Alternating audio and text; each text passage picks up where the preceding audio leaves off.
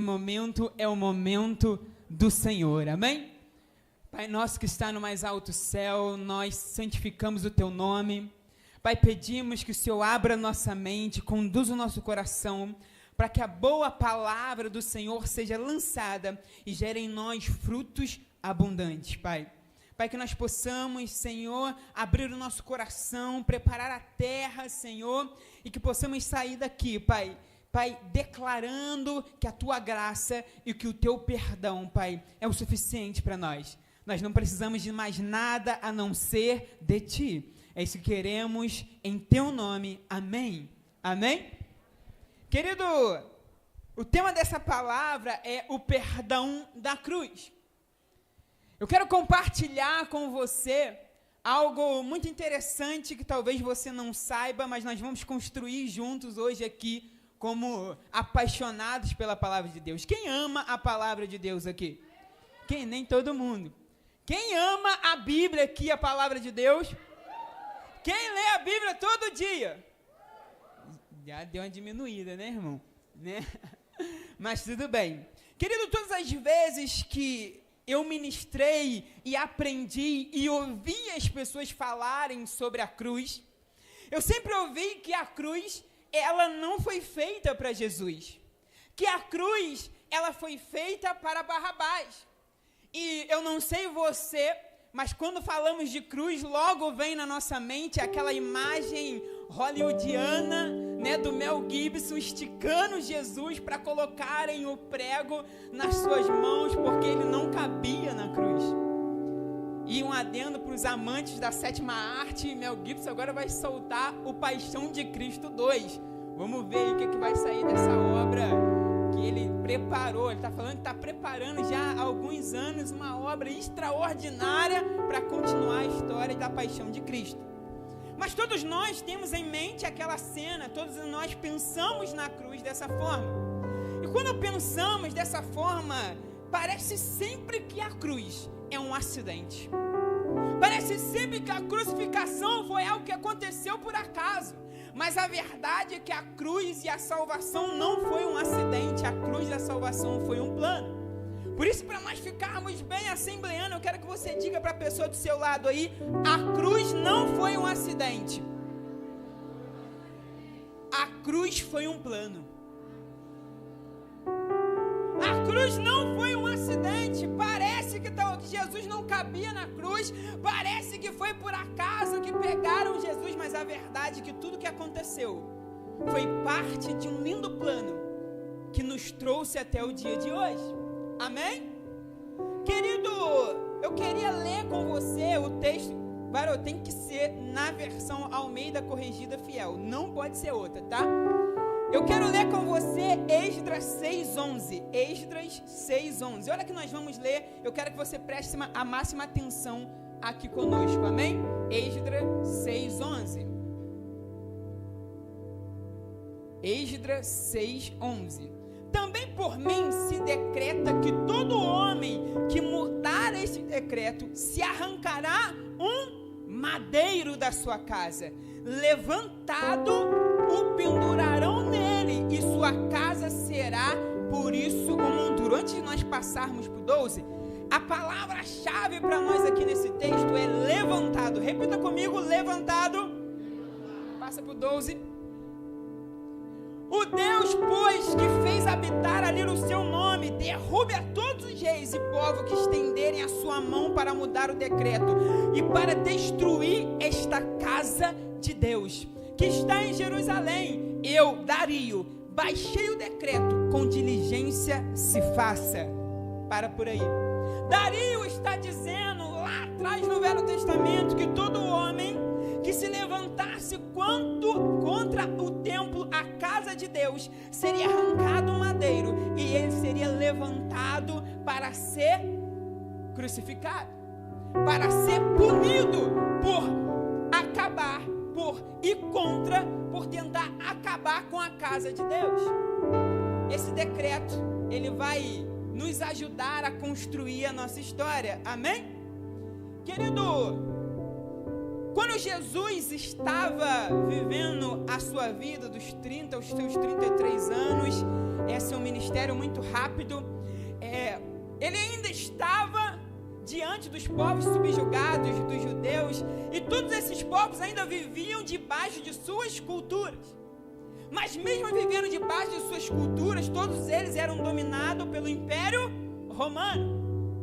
E todas as vezes que um homem era ser decretado a morte dele, o Império Romano precisava dar o aval para esse povo, mesmo sendo um povo minoritário e subjugado. Porque o Império Romano, quando dominava os povos, ele não arrancava a cultura daqueles povos ou a lei daqueles povos. Mas se havia um decreto de morte, precisava ser liberado pelo Império Romano. E Jesus estava dentro desse contexto. Por isso nós vamos construir a história através desse texto, para você entender o perdão da cruz. Joga o mapa aqui para mim, para a gente aprender junto aqui. Querido, Jesus, ele estava dentro dessa região, quando ele exerce a maioria do seu ministério. Jesus nasce aqui em Belém, quem lembra? O decreto acontece, que é matar os meninos, ele vai, acho que para Nazaré, e ele vive aqui parte do seu ministério aqui na região da Galileia. Né? Lembra que o endemoniado de Gadara, o primeiro milagre de Jesus, aonde foi? Lá em cima, a Cesareia de Filipe. Olha só que interessante para vocês entenderem, para a gente entender aonde nós estamos. Lembra da mulher samaritana? Por que Jesus passa por Samaria? Porque todo o povo que saía aqui de Jerusalém para subir para Galileia, ou passava pelo Rio Jordão, ou passava pela orla da praia aqui, onde é Gaza hoje. Amém? E aqui dá para entender até o conflito palestino, mas hoje não é aula de geopolítica não, tá? Aí tudo aconteceu nessa região. Perceba que toda essa região da Judéia era governada por Herodes. E todo o governo dessa área era feito por Pôncio Pilatos. Amém? Pode tirar. É essa a geografia que nós estamos. Jesus agora vai ser colocado à prova diante de falsas testemunhas. Olha só que interessante. Jesus passou por 6 julgamentos até a sua morte. 3 religiosos e 3 políticos.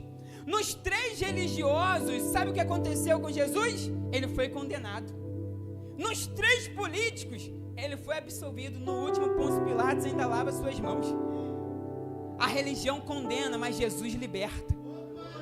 É por isso que o cristianismo não pode ser uma religião. Quando o cara do IBGE vai lá na porta da tua casa e fala qual é a tua religião, tu até fala que é evangélico, que é cristão, mas cristianismo é a vida de Cristo em nós.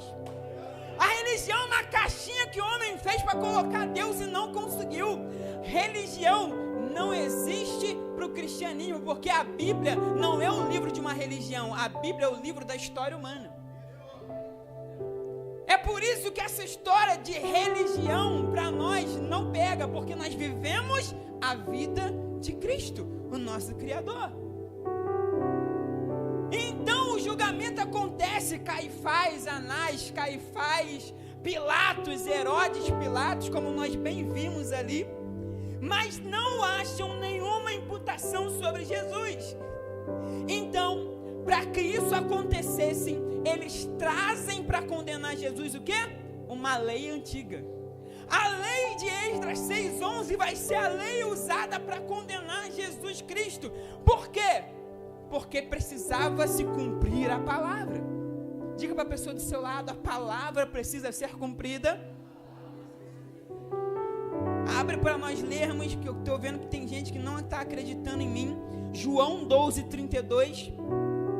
Perceba que tentaram matar Jesus várias vezes, apedrejado, jogar ele de um precipício, todas as vezes Jesus saía. Porque Jesus só poderia morrer da forma que os profetas profetizaram.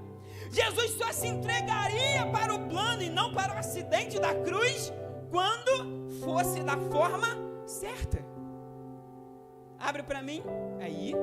E eu, olha só, qual é a palavra-chave aqui, quem prestou atenção? Levantado. E eu, quando for levantado da terra, todos atrairei a mim. Segura. Jesus já sabia que seria levantado no madeiro. Jesus sabia que morreria na cruz do Calvário. Por isso que a cruz não foi um acidente, mas foi um plano. Ele disse que quando fosse levantado, todos eles, ele atrairia a ele. Todos quem? Os filhos de Deus, aqueles que creem nele.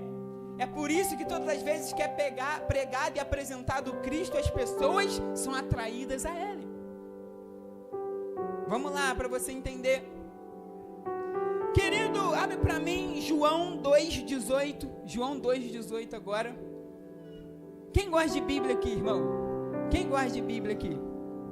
Responderam, pois, os judeus e disseram-lhe: que sinal nos mostra para fazer isto? Passa. Jesus respondeu e disse-lhe: destruí este templo em 3 dias e o levantarei. Perceba que Jesus não está falando que ele vai destruir, mas se eles destruírem, se destruir o templo em 3 dias, eu reconstruo. Jesus não estava falando também do templo físico, mas do templo corpo, porque ele morreria e ressuscitaria ao 3º. Presta atenção, pode passar. Disseram, pois, os judeus: em 46 anos foi edificado este templo, e tu levantarás em 3 dias. Passa. Mas ele falava do templo do seu corpo. Presta atenção, irmãos. Jesus não merecia a cruz. Essa é a verdade. Mas ele precisava cumprir o plano. Abre para mim Mateus 26, 57. Mateus 26, 57. Quem gosta de Bíblia aqui, levanta a mão. Já diminuiu. E os que prenderam a Jesus o conduziram à casa do sumo sacerdote Caifás, onde os escribas e os anciões estavam. Passa para mim. E Pedro o seguiu de longe até ao pátio do sumo sacerdote. Entrando, assentou-se entre os criados para ver o... Pedro seguia Jesus de longe quando Jesus estava sendo levado para ser julgado. Pode passar? Ora, os principais sacerdotes, os anciões e todo o conselho buscavam falso testemunho ou falsas testemunhas contra Jesus para prenderem e dar-lhe a... Porque eles não poderiam matar Jesus.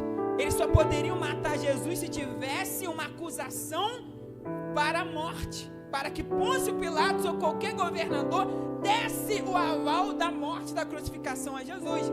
Passa para nós. E não achavam, apesar de se apresentarem muitas testemunhas falsas, não achavam, mas por fim, chegaram 2 testemunhas falsas. Passa. E disseram: este disse, eu posso derrubar o templo de Deus e reedificá-lo em 3 dias. Foi isso que Jesus falou? Não, ele estava falando do templo do seu corpo. Mas levantaram-se falsas testemunhas e buscaram uma lei antiga para Jesus se entregar.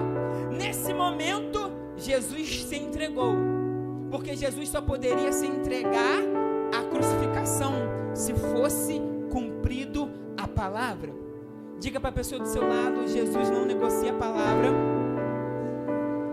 Eu não sei o que você quer, eu não sei o que você veio buscar, eu não sei quem você é, mas eu sei uma coisa: as coisas só acontecem no reino de Deus se estiverem de acordo com a palavra. Deus não quebra princípio para agradar ninguém, irmão. Por isso, perceba se aquilo que você está vivendo está de acordo com a palavra ou não, com os princípios e valores ou não. Porque se não tiver, Deus não quebrará a sua palavra, porque nem na sua morte isso aconteceu.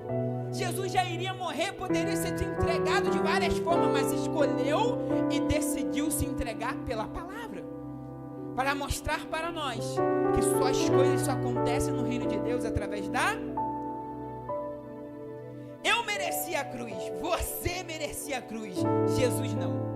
Se o salário do pecado é a morte e Jesus não pecou, tanto é que seu julgamento foi diante de falsas testemunhas, o que Jesus merecia? Não morrer. Perceba que existe uma linha tênue entre a justiça do homem e a misericórdia de Deus. Nós não conseguimos entender. A pergunta é se você se julgasse através dos critérios você julga as pessoas, você seria pego inocente?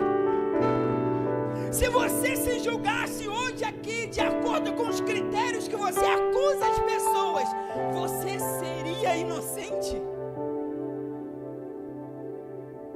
Porque eu mereci a cruz, você merecia a cruz, mas ele não.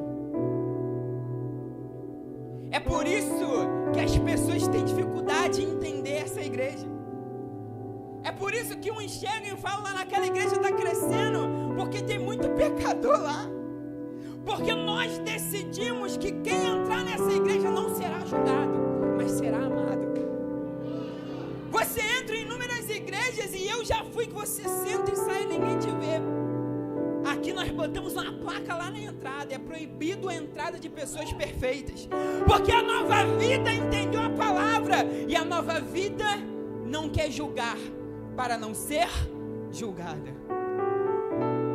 Eu não sei quem você é, eu não sei o que você fez, eu não sei da onde você veio, mas eu tenho uma certeza: esse lugar não vai ser o lugar que irá te julgar. Esse lugar é o lugar que nós vamos amar e transformar a sua vida através da vida de Jesus. É por isso que essa igreja cresce, porque ela vive a palavra. Querido, mas muitos de nós temos dificuldade de entender como aconteceu com Jesus. Nós temos dificuldade em entender a justiça de Deus. Perceba que todas as vezes que chega alguém, nós somos tentados a julgar as pessoas através dos nossos crios, através dos nossos olhos, das nossas óticas. Mas não foi o que aconteceu com Jesus. Ele não tinha pecado e mesmo assim se entregou. Ele não merecia a cruz e mesmo assim se foi crucificado. Quem também não entendeu isso, e para nós ilustrarmos a nossa história, foi Jonas. Preste atenção nisso. Jonas é chamado pelo Senhor para pregar em Nínive. O que ele faz? Ele vai para Tarsis. Uma baleia engole, um grande peixe engole Jonas e leva Jonas até a beira da praia para Jonas pregar. E eu não sei se você sabe, mas na teologia sempre teve muita discordância. Uns acreditavam que o texto de Jonas era uma parábola, outros acreditavam que era um literal. Até agora ficou difícil, irmão, porque esses dias, não sei se você viu no jornal, que uma baleia engoliu um cara e cuspiu ele na beira da praia. Quem viu aqui no jornal? Então ficou meio difícil, os ateus ficou retorcido, porque o impossível aconteceu. Até nas faculdades de teologia, eu ouvi na faculdade de teologia que era quase impossível isso acontecer, porque não haveria um peixe para engolir um homem e cuspir ele na praia. Aí vai lá agora o peixe, engole o cara e cospe ele na praia. Meu Deus do céu, o que aconteceu? Jesus é demais, gente. Querido, e aí quando Jonas chega em Nínive para pregar,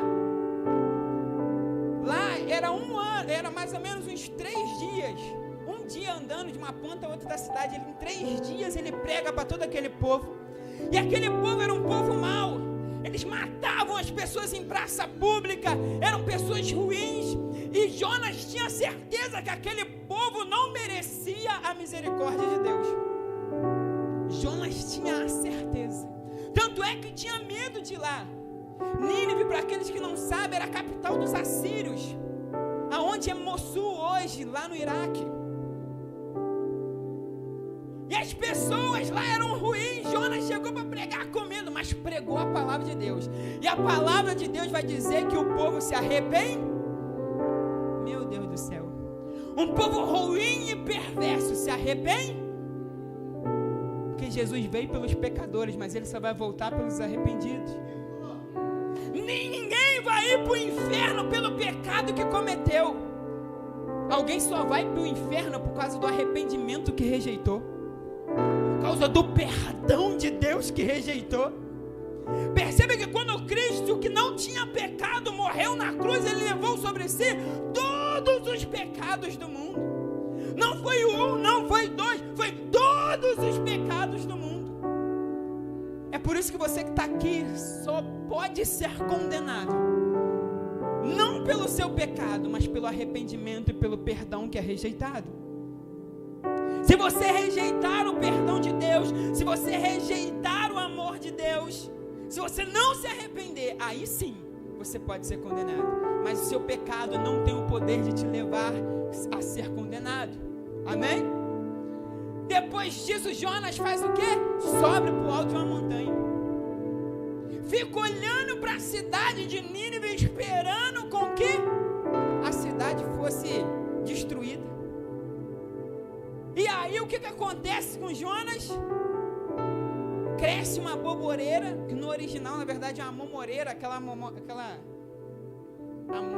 nós brincava assim. Quem brincou já com aquela aboboreira, né? Mas amora, né? Mamona. Na verdade aquela planta ali no original é uma mamona. Lembra que nós brincávamos de guerrinha assim, jogavam no mundo? É essa aí mesmo. Ela que cresceu sobre Jonas. E aí o que aconteceu? Jonas dormiu. Estava confortável na sombrinha, lá em cima, olhando o povo ser condenado. Parece ter muitos de nós dentro da igreja, confortável na quatro paredes, esperando o povo do carnaval ser condenado. Por quê? Porque nós temos dificuldade com a misericórdia de Deus e queremos jogar baseado na nossa justiça. Nós estamos no alto do monte, confortável pela sombra, esperando o cara da nossa rua, que é ruim, ser condenado. Não, Deus vai vir e vai acabar com esse cara. Porque o ser humano, ele tem dificuldade com a misericórdia de Deus. Ele prefere viver pela sua própria justiça. Só que Deus tinha o direito da ira, mas assumiu a responsabilidade da culpa. Diga para a pessoa do seu lado: Deus tinha o direito da ira, mas assumiu a responsabilidade da culpa. E então agora o que acontece? Vem um verme, come a boboreira e ela morre. Jonas então, vem um calor de manhã sobre Jonas, e vem um ar quente, ele quase desmaia e acorda brabo com o Senhor, porque a boboreira tinha morrido, fica revoltado. Então Deus diz: como você pode ficar revoltado, bravo, por causa de uma boboreira que morreu, e não ter misericórdia dessa cidade que se arrependeu? É como muitos de nós ficamos bravos, ficamos nervosos, temos pena, temos vontade de dar misericórdia até a animais, mas muitas das vezes ao ser humano, quando erra na igreja, nós queremos condenar ele. Eu conheço gente que perdoa o gato que rasga, não, melhor o cachorro que rasga o sofá, mas não consegue perdoar o irmão que feriu ele na igreja. É como Jonas com pena da boboreira, mas não conseguia sentir misericórdia da cidade. Então, eu quero ler com você para você entender. Abre para mim Mateus 16:4. A palavra de Deus em Mateus 16:4 diz assim: uma geração má e adúltera pede um sinal, e nenhum sinal lhe será dado, senão o sinal do profeta, e deixando-os, retirou-se. Qual é o sinal do profeta Jonas? É que no livro de Jonas, a boboreira representava Jesus. É por isso que muitos teólogos têm dificuldade em achar o sentido literal do livro de Jonas, porque ele representa simbolicamente muitos adereços de Jesus, o Cristo. Tanto é que em Mossul, no Iraque, não tem praia. Então a gente tem um dilema aí, né? E de repente agora Jesus está falando que ele ia dar um sinal, como deu o sinal ao profeta Jonas. Que sinal? A boboreira que nasceu e morreu no outro dia, exemplificando a brevidade da vida do ministério de Jesus, que aos 30 anos começou, aos 33 anos morreu. A boboreira que nasceu sobre um monte, e quando morreu, uma cidade foi liberta, uma cidade se arrependeu. E Jesus, quando no Gólgota morreu, todos nós recebemos o perdão. Quando a boboreira morreu, uma cidade foi perdoada e se arrependeu. Quando Jesus morreu no alto do Gólgota e disse: está consumado, todos os homens foram perdoados. A pergunta é: o sinal do profeta Jonas está lá. O sinal de Jesus, o Cristo, estava lá. E você que está aqui hoje, irá rejeitar o arrependimento? Será que você que está aqui hoje consegue entender essa palavra? Ela é um chamado para perdoar e se deixar-se ser perdoado. Tem gente que não consegue perdoar, por isso não pode ser perdoada, porque a palavra diz que quando nós perdoamos, nós somos perdoados. Talvez você tenha alguém na sua vida que precisa ser perdoado. Você precisa perdoar alguém para conseguir tocar o perdão de Deus. Talvez você está como Jonas, que ainda não conseguiu perdoar a perversidade da vida das pessoas. De alguém que te feriu, de alguém que te abusou, de alguém que foi ruim com você, de um irmão na igreja que falou aquilo que você não gostou. E aí você não consegue acessar o perdão de Deus. Porque quem não perdoa, não pode ser perdoado. Cristo, que não tinha perdão, que não tinha pecado, se entregou por nós, para que nós possamos ser perdoados. E o mínimo que Ele espera de nós é que nós também perdoamos. Diga para a pessoa do seu lado: você precisa perdoar. Porque só quando nós perdoamos, nós somos perdoados. Talvez, na verdade, aquilo que você precisa hoje é perdoar, para que você seja perdoado. É aceitar o sinal no alto do monte. Não existe sinal maior no cristianismo que a cruz no alto do monte. Ela não representa apenas um Cristo que morreu, mas um Cristo que ressuscitou. E você pode ficar sentado mesmo. Nós vamos cantar uma canção. Você fique sentado, dobre a sua cabeça, feche os seus olhos, e nós vamos juntos ser perdoado e perdoar.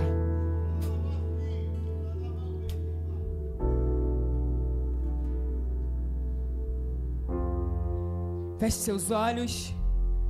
Creia que a palavra do Senhor é poderosa para você perdoar e ser perdoado. Talvez você está aqui, tem gente que nem conseguiu fechar o olho porque não vai acessar o perdão de Deus, irmão. Você só vai ser condenado não pelo pecado que cometeu, mas pelo arrependimento que não deseja. Tem gente que não consegue nem se arrepender mais porque está cauterizado pelo pecado. Que Cristo possa estilhaçar suas defesas, porque Ele não merecia a cruz, mas Ele assumiu a responsabilidade da sua culpa.